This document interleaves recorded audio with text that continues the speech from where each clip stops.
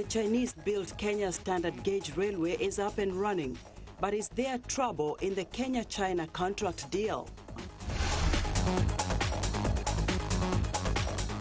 A prominent Kenyan newspaper is reporting the top officials may have jeopardized key strategic assets when it signed a 2014 contract deal with China for the country's standard gauge railway. VOA Salem Solomon has the details. As it winds through Kenya's lush national parks, the standard gauge railway, the country's largest infrastructure project since independence, seems like a symbol of progress. Some experts argue the railway will support Kenya's long-term development. The standard gauge railway is a real game changer. And now you have a railway where you can get on a train and you can arrive at the other end in 5 hours. The railway connects Nairobi and Mombasa, Kenya's two largest cities. Before the SGR, it took 10 to 15 hours to drive between the cities on a stretch of poor roads. That is completely game-changing for people movement, but I think perhaps more importantly for goods movement. But a new report by the Daily Nation, Kenya's largest independent newspaper, suggests a hidden cost. It claims the multi-billion-dollar loan with China to build the railway could imperil Kenya's sovereignty and assets. Details of the 2014 contract between Kenya and the Export-Import Bank of China emerged in early January. Beijing's infrastructure deals and the structure of its loans are typically kept secret. The Nation report says it obtained a copy of the pact and raised concerns on the scope of assets Kenya must forfeit if it defaults on the loan. The contract also stipulates that Kenya must use Chinese goods, technology, and services in the railway's construction and operation.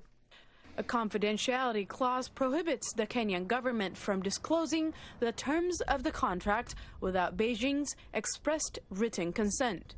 The excerpts provide some of the most tangible evidence to date that Beijing may engage in what critics characterize as debt trap diplomacy, lending designed to force countries into handing over land, minerals, and strategic assets when they default on a loan.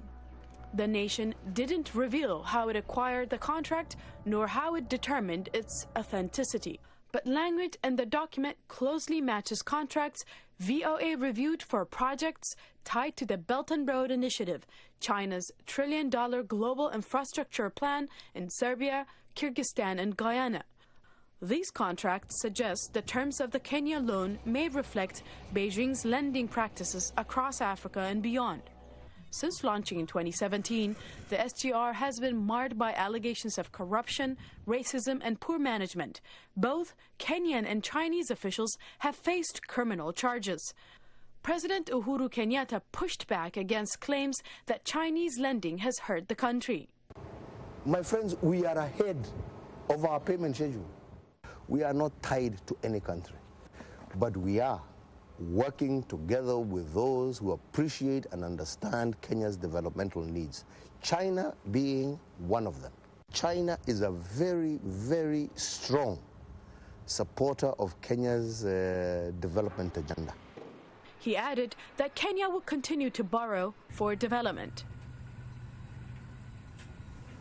Well, VOA multimedia journalist Salem Solomon joins me now to discuss China's deals with African countries. Now, Salem, welcome to Africa 54. Thank you for having me. So first, what documents did VOA find as you were pursuing this story? So you saw the independent newspaper and Kenya revealed only excerpts of the contracts between the Export-Import Bank of China and these recipient countries. So we dug deeper and found similar contracts from Serbia, Kyrgyzstan, and Guyana. So these are contracts on government websites of these governments. The language is the same.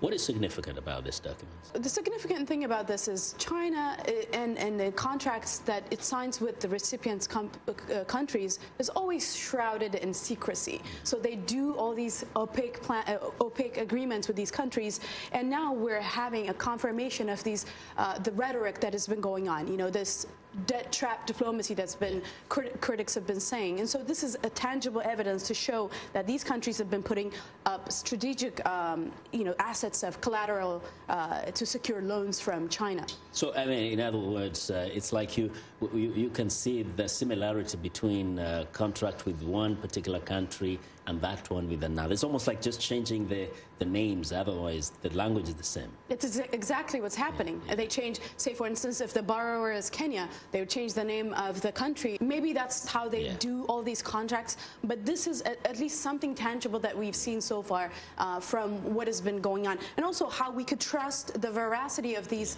documents. It's because it's on the Parliament websites, and so we scraped and searched to make sure that the language and the structure of these contracts are similar. Yeah, so that's actually what I was going to, how you got to find these things. And is it enough to convince one that actually we can believe this is what perhaps the language is for Kenya or Tanzania or Uganda, for the case, whatever the case might be? So these securing of assets of these countries that China's making deals with is open for more questions and more reporting required from us. But in terms of documents to see what is being signed between these countries and China, this is the most concrete evidence to date. Wow. And you know, you look forward to the years President Kenyatta was talking about, they're ahead. But realistically, there are indications that so many of these countries may not be able to pay in 10 years, 20 years from now. It's left for the next generation to grapple with when governments are making these, when they're signing contracts that would basically leave next generation in debt.